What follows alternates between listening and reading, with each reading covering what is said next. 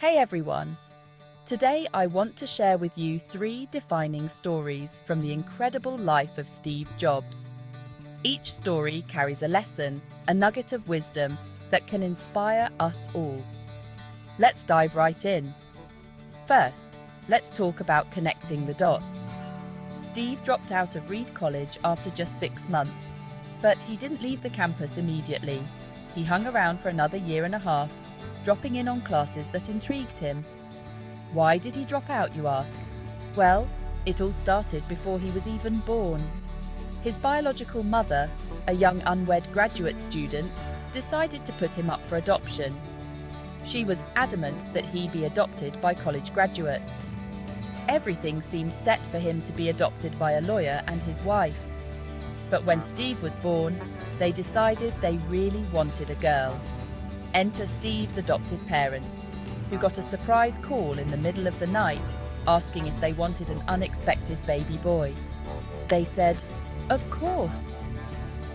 This twist of fate, this connection of seemingly unconnected dots, led Steve to where he was meant to be.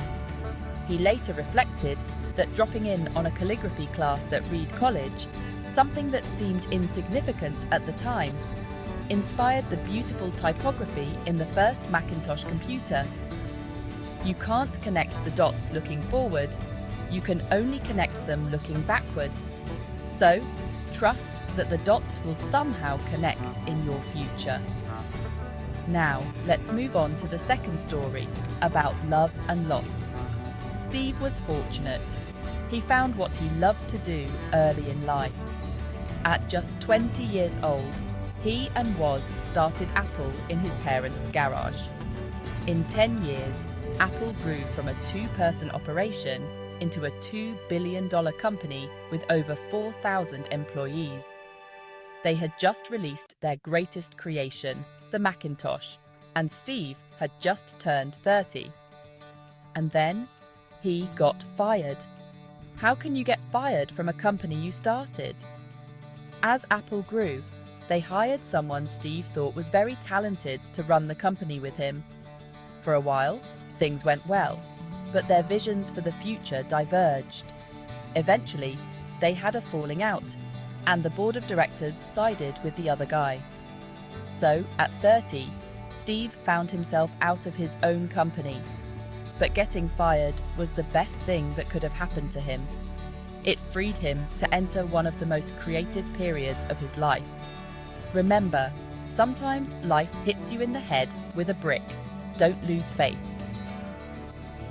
Finally, the third story is about following your heart and intuition. Steve said, "Your time is limited, so don't waste it living someone else's life. Don't be trapped by dogma, which is living with the results of other people's thinking. Don't let the noise of others' opinions drown out your own inner voice. And most importantly, have the courage to follow your heart and intuition. They somehow already know what you truly want to become. Everything else is secondary." These stories are a testament to the trials and triumphs that shaped Steve Jobs into the visionary he became. They remind us that life's setbacks can be setups for greater successes, that every dot will someday connect, and that above all, we should follow our hearts. Thanks for watching, and remember to stay inspired and keep connecting those dots. Until next time.